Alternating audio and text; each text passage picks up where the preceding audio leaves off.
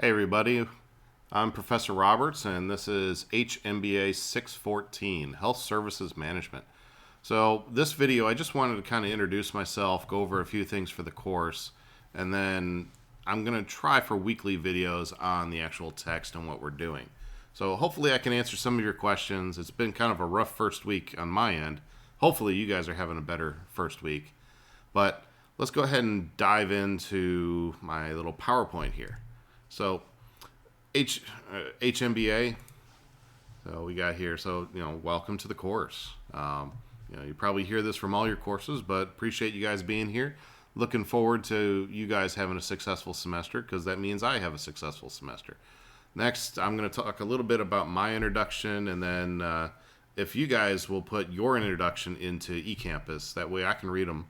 Since we don't have any real-time live videos or live sessions with the course, being asynchronous, which hopefully works best for you guys because many of you are medical professionals and probably have schedules that are even crazier.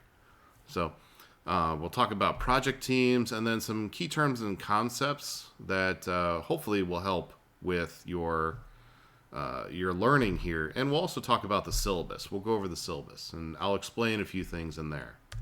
So I've worked in many industries. I've worked in the military. I've worked in the federal government, nonprofit, retail, state government. WVU is a political subdivision of the state of West Virginia officially. So you guys might be working at WVU Medicine. So you guys are probably not considered state employees, or you might be. I'm not sure about WVU Medicine in regards to how they do things. I do know it's completely separate from the university, but it's a teaching hospital, so there's some partnerships there. It's separate from the university for insurance and liability reasons. I'm sure you can understand that, being medical professionals, having to get that kind of insurance. So my connection to healthcare is I used to be a volunteer EMT, emergency medical technician. I was a North Carolina EMT at the intermediate level based on the 1985 standard. And I was also a nationally registered EMT basic. So there, at the time, they didn't have the intermediate national registry, so I wasn't able to take that exam. But I worked at many organizations such as the City of Havelock Fire and Rescue Department, the Swansboro EMS Rescue Squad, the State Medical Assistance Team Level 2 out of North Carolina. I'm not sure if West Virginia has that kind of thing, but basically think mobile hospital, that kind of thing. And then I was also hazmat Level 2, how to treat people who've been exposed to hazmat on the way to the hospital. That was basically what my standard was, or training was about. Havelock was a paramedic level ambulance. Swansboro, they were EMT intermediate at their highest level. State Medical Assistance Team, basically, I could operate to my fullest capacity and under the supervision of medical providers if I had the skills. So basically, if it needed to be done, I could do it if I had the knowledge to do it with the SMAT team. And never had a hazmat situation, but had all the banana suits, the yellow onesie that covers you from head to toe. Yeah, that was fun. Had a gas mask and everything too. Don't know why, but yeah, it is what it is. Course overview. So this course is, and like I sent out in my email to you guys, is mainly focused on project management and how it applies to health services management. The day-to-day operations you guys probably know how to do. Once you learn how things work, you just keep the status quo going. But a project, has a unique outcome and has a deadline. It's not an ongoing thing. Yes, the projects can take multiple years to complete depending on their scale, but it has a defined end date or a end goal for the deliverable. So thinking in that mindset, something new that's being created, is how I hope you guys take a look at this course. But there's situations where we're going to think of, is this a project management style approach that we need to use, or is it more operational? Like I said, operational is the day-to-day stuff. You don't need really much special training to do day-to-day stuff, like filling out medical reports. I mean, you did that hopefully in your medical education, and doing all that. But project management, you might need to think outside the box because every project is unique. So you might be able to take bits and pieces of various different projects to come up with the skills necessary for the current project. And hopefully you know who to reach out to also. We'll talk about the project management life cycle from the initiating of the project, or initiating is usually when the project manager gets it, but there's that thought process beforehand. For example, Ruby Memorial has that new children's wing built onto it.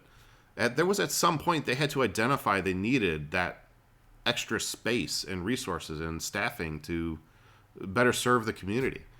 Well, it had to get all that preliminary planning had to start before it got into the hands of a project manager who would take that plan or the concept and move it into a plan and move it all the way through the ending until its opening, which my son has already used some of the services there. He's 2.5 years old, so it's a nice place. Very, very kid friendly compared to other parts of Ruby. Let's see. We're going to create and update some project documentation. You guys are going to learn about that. So our portfolio project goes into that. And assessing project performance and or its status. How do you know if your project is progressing?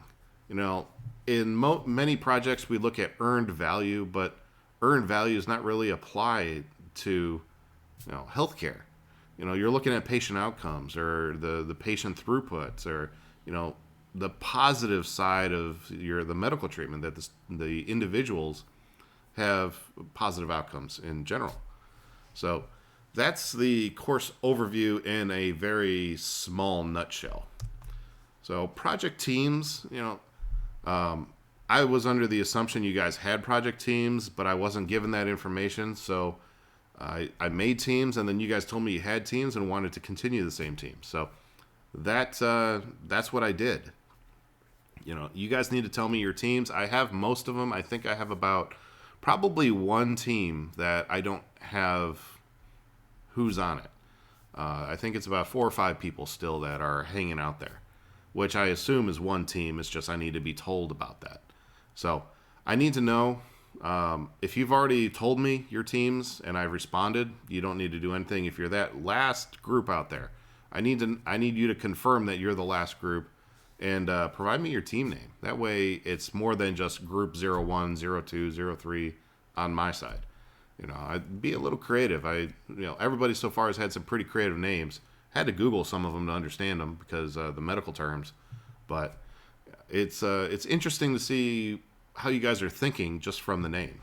So, and because of the teams, most of the classes project worked. 70% is probably a low number. We have 4 team papers and then that team project portfolio, which has 3 parts to it. And the team papers, you guys already know the topics. They're on the syllabus. They should be available in eCampus for you to see. Or I've hidden them until after like a deadline, so that, like for example, paper 1 is probably out there for you guys to see. But as soon as paper 1 due date is passed, you should be able to see paper 2. But that doesn't mean you have to wait until then. You have all the topics, the question that I'm asking you guys to write about in your papers on the syllabus. So go ahead. If you guys want to get ahead, great. I won't grade anything until after the deadline, of course. The team project portfolio, there's 3 parts. And I'll dive more into it when I talk about the syllabus so I can actually show you certain things. So, all right, syllabus highlights, we'll actually go through the syllabus, but your emails, please put HMBA 614 in the subject line. That way I know what class you're talking about and I can give you a quicker answer. I usually look for certain classes at certain times. Like, for example, if we had exams and it was the day or two before exam days, I would be looking for the subject line and focusing on those emails as we got closer to that exam. And on exam day, I probably wouldn't answer any other emails except for the ones I see with HMBA. So it helps me focus and understand where your questions are coming from. Discussion posts. So every week there's a discussion post, and then you'll need to do 2 responses. All your posts and responses should be greater than 200 words. That way it makes you think a little bit more than a simple, oh yeah, you're right, or things like that. I want you guys to actually elaborate on it. And of course, don't slack off on anything. This class is only 8 weeks long. So it's going to be very fast paced, and if you get behind on your teamwork, your team is really not going to enjoy that, because no one likes to do things last minute, and this is no different. The amount of work it necessitates doing the work ahead of schedule, or ahead instead of last minute. One thing that I might do on accident is enter grades incorrectly, like transposing numbers. Instead of, let's say, 20, I put 02, but in the gradebook you just see 2, because it drops the leading 0. Let me know these incorrect grades so I can review them and update them. I'm going to give you the correct score. Now, if I made an error and it's higher than the score you should have received, and you tell me, well, I'm going to leave you with that higher score because that was my fault. So you won't be penalized, but I'll appreciate you telling me. And of course, academic dishonesty is just not tolerated at all. I'll report you to the Office of Student Rights and Responsibility, formerly known the Office of Student Conduct. And my standard recommendation when I have to do that paperwork, because it takes so much out of my day to do that, multiple hours, I recommend just straight course failure. I've never had to do it for a graduate level course, so please don't be the first person to do that. If your offense is so, how can I word it nicely, just so over the top, excessive, I might recommend an unforgivable failure. So please don't be the first one to do that for a graduate course. Some more things. At the end of the schedule, or at the end of the syllabus, there's a schedule. That schedule is essentially the same thing as you'll see in eCampus. So even if you don't see the assignments in eCampus, you can look to see when the due dates are, and so you can maybe get ahead. So actually, this is the second time. I forgot to change that on the slide. This is the second time the course has been given. So you're going to find some errors or some problems in the course. I want you guys to let me know when you find that stuff. So it kind of goes into that third point. Give me feedback. Your feedback is what's going to make the course different. I had some things in the course for the first time it ran last spring, and I scrapped some of that because of the feedback I received. And, your feedback is going to be valuable as the learner, especially you guys are more experienced learners. You've already been through medical degrees or nursing degrees or nursing assistant degrees. So you've already been there and done that as graduate students. So let me know your feedback. And this way, I don't have to wait till the end of the course to see what you guys report on the student evaluation of instruction, those SEIs. All right, so that's it for my slides, but I just want to kind of show you the syllabus. You guys have it already, and most of you guys have asked questions on it. So this class, online asynchronous, meaning no real-time classes. Hopefully you guys will, you came into the class knowing it was that way, and the amount of work it is. The whole healthcare MBA is an online class, or online degree, so you guys know what you're doing. If you're on campus and you want to have office hours with me, Tuesdays and Thursdays from 4 to 5:30 p.m. in Reynolds Hall, which is the brand new building where Stansbury Hall used to be, across from the downtown PRT, and I'm in room 6006. I am available on other days and times. You can send me an email, and we can do Zoom. I have an option for you guys to do Zoom anyway if you go through that booking link on the course homepage. So the virtual option for office hours is only available to you guys in my other online class. So otherwise, my in-person students have to meet with me in person. Course description to read on your own. We don't have any course prerequisites. The textbook, this is the textbook we're going to be using. I've heard a couple of you guys say your textbook's running a little late. That's okay for the first week because there's really nothing that is focused on the textbook. There is some assignment reading, like 2 chapters, but It's easy to catch up. Just you have to put a little bit extra time or set aside some time next week for reading. But not having the textbook yet is not a deal breaker. So learning outcomes, let's see. You guys already have the technology you need for the class, but the university asked me to put that in there. We won't be using Lockdown Browser because we don't have any exams. So therefore, that is something you don't need. Let's see here. The structure of the course. I'll be sending you out videos. You'll have some the assignments. So you're actually doing some of the work that a project manager would do with that portfolio project. So it's not just busy work. It's actual work that a project manager would do. So this paragraph right here, some of you may want to continue on to get a project management certification. So there's the Project Management Institute, which is like the #1 well-known project management organization. They have the Certified Associate in Project Management, and then the Project Management Professional.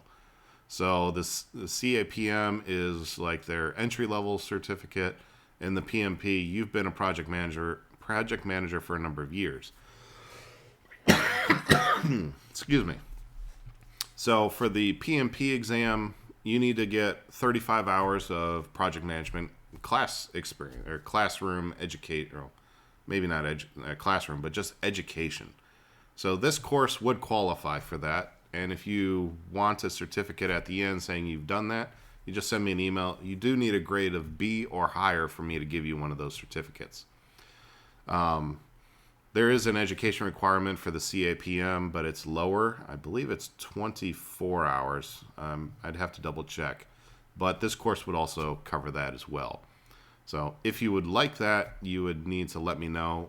But important to know is if you want to go for those exams, you're going to have to do some additional study with the actual project management books and stuff. This class is more focused on how it applies to healthcare. So taking this class is not a prep course for either one of those exams. Kind of a little disclaimer there. Office hours, we've already mentioned. I try to respond to emails within 2 days. You'll see usually response to emails between, let's say, 10 and 7 p.m. You might get them later. Like I'm recording this, as you can see on the clock down here in the corner, it's 9:22 already. But, I do my best to respond within 48 hours. So how I assess you for this course is through individual discussion boards. We've already talked about those. Initial posts, 2 responses to your classmates, 200 words each. For week 1, the word count doesn't apply because this is, we're starting off and it's basically a introduce yourself style post. You guys already know each other from previous courses. You probably did this type of assignment. So we're not going to beat a dead horse here. Team papers, there's 4 papers out there. We're going to be using the APA version 7 formatting style, so double spaced, references at the end. If you want to include a title page and executive summary, that's up to you, but it's not required. And I'm not an English teacher, so I'm not looking for grammar, punctuation, and all that kind of stuff. But if your paper is just so unreadable because of that kind of stuff, then I might grade you on it. But it's not my intention to do that. So these papers need to be at least 5 pages. There is no top end, but try to keep it around 5. Definitely don't go past 7 if you can. I didn't put that in there, but please don't go past 7. All right, the project portfolio, which is probably the biggest part of this course. At least it has the biggest part here. What I've done is taken a project management plan and broke it down into its subsections. So the business case, the project charter, work breakdown structure, project budget. So that's part 1, which is generally the start of a project. You need to know the business case. Why are you doing this? How is this project going to help the organization? The project charter. The charter gives the authority for that project manager to actually run the project, tells them what they can and can't do. What are the boundaries of the project? Who do they answer to? Who's on the team? That kind of stuff. Work breakdown structure. What do you need to do for your project? Breaking it down to the tasks. So that way you can assign, let's say, budgets and time so you can fit it on the schedule. So that's one of the things that we need so we can plan. How long is this project going to take us? How fast do we have to work on this project to get it done by a certain deadline? The project budget. This project is going to cost $3 million. Well, how did you come up with $3 million? Well, you would basically assign pricing to the work breakdown structure for all the tasks that are needed. Plus, you would throw in some labor, some manager buffer on top of that, and the executive buffer would go on top of that. So you can come up with a project budget.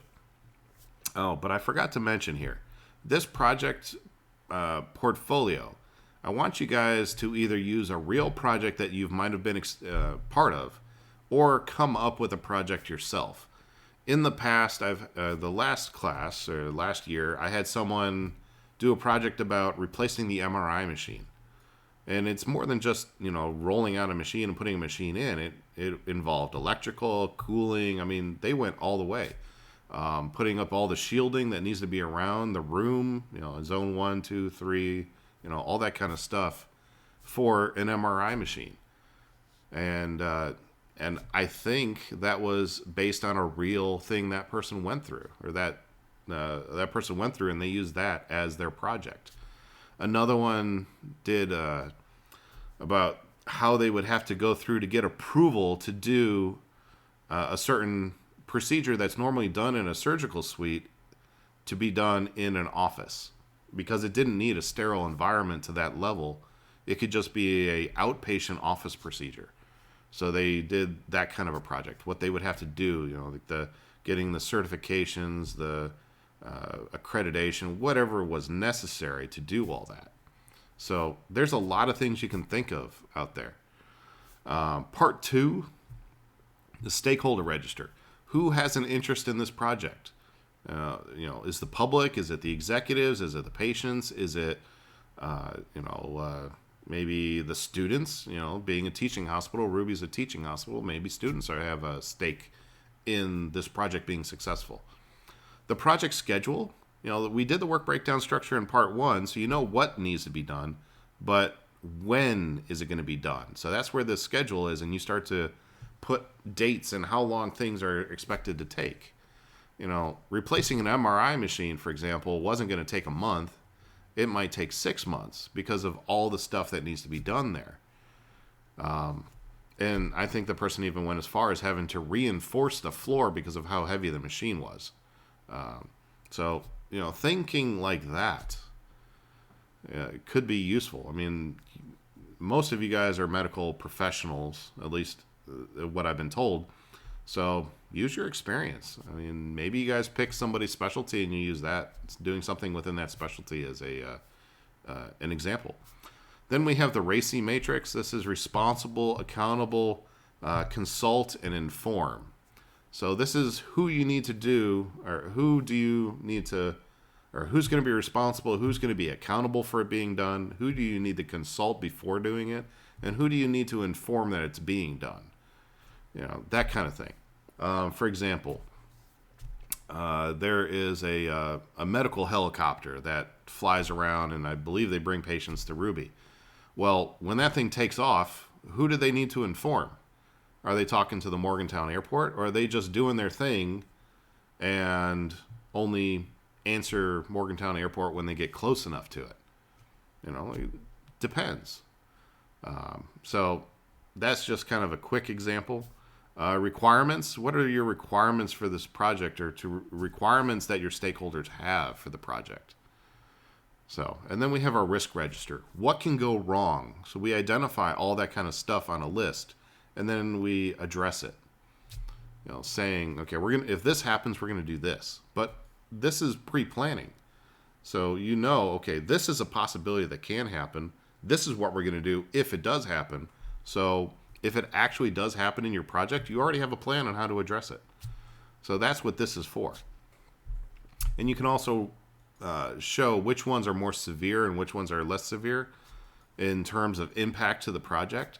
So you can put more resources towards the more severe ones than the not severe ones.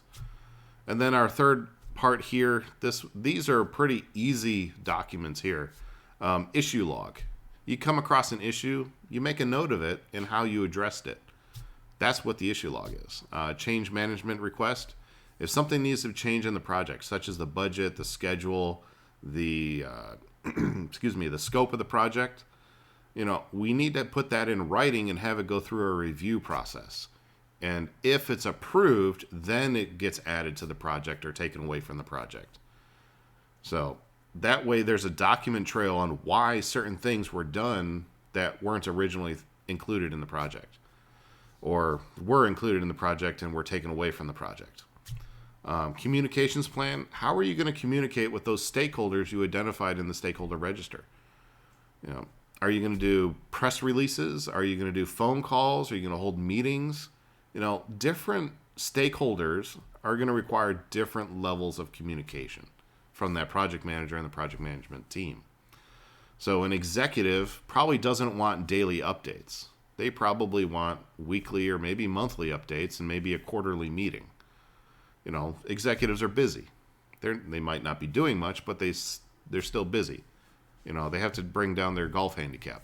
But how often do we let people know? What do we tell them? What do we not tell them? That kind of stuff. And then project status. There's a template out there where this is like a PowerPoint slide that you can include when you're doing a presentation on your project. It's a one slide that kind of shows what's going on. So it's like a snapshot of the project at that time, on budget, on schedule, that kind of stuff. All this put together would be a project management plan. There's a couple components that aren't included that we just don't have enough time to do, so that's why they're not in there. But this is the bulk of a project management plan. So you would always go back to this if you had any questions about what's going on in the project. So hopefully that explains why we're doing this, and you guys can get on board with that. Let's see here. Late work.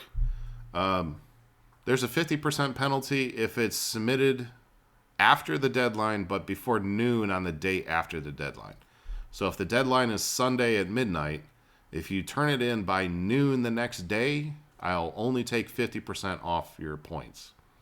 If you submit it after 12 o'clock p.m. on the next day, like after lunch, then I'm going to take 100% of the points away. Deadlines are there for a purpose. You guys know that. The only excuse to this is a university excused absence that's complies with a university policy, such as military service.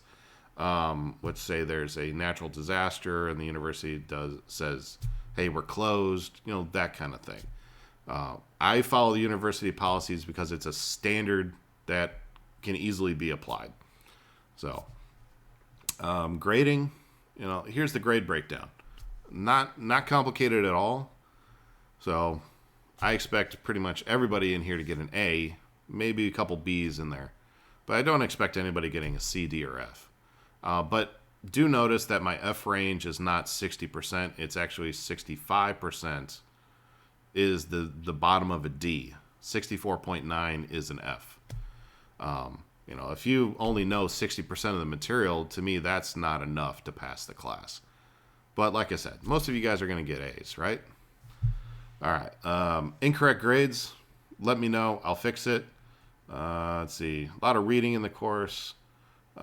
Here's a link to see all the university policies. COVID-19 statement. I heard this one actually got rescinded by the university, but I'd have to actually get official notice for that. Mental health. If you feel like you need to talk to somebody, please do. The Caruth Center here at the university is more than able to help you.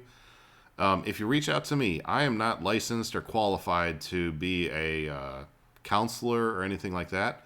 I'll listen to you, but I'm going to make sure that you get to the resources that can help you. That's about extent of what I can do. But if you think you need to talk to somebody, talk to the Cruise Center. If you're on the fence about talking to somebody, go ahead and talk to the Cruise Center. Most of the services they provide are free. So reach out and maybe they can help you and put you on a better path if you need that. I reserve the right to make any changes. If I make changes, I'll let you guys know what they are by email.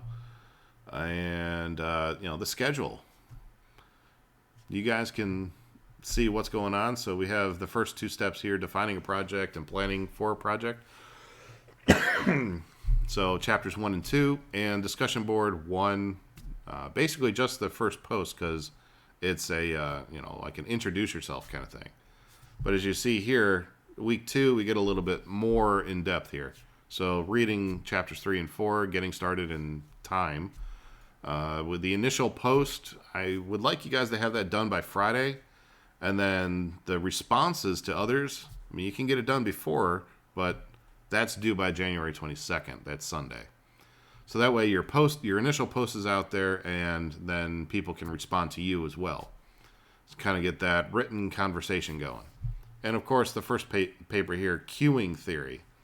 This is about, think of a supermarket, people getting into lines. Think about yourself when you get into a line at the supermarket, a grocery store. Somebody has a full cart that's overflowing in front of you, but they're the only one in line. But then there's another one that's open. They have like 3 people in line, but they have a little bit of items, like maybe 10 items each for like 3 people. Which line are you going to get in? I can tell you myself, just by thinking about that, I'm going to be in the line that has more people, but they have less items, because I think that will go faster. But the same thing is thought here with healthcare. You need to go to the emergency room. It's not something you need an ambulance transport for, but do you go to Mon General, or do you go to Ruby? You might take a look at, on your drive to the hospital, you see a billboard that says the waiting time for Mon General is 3 minutes. Well, do you go there, or do you go to Ruby Memorial?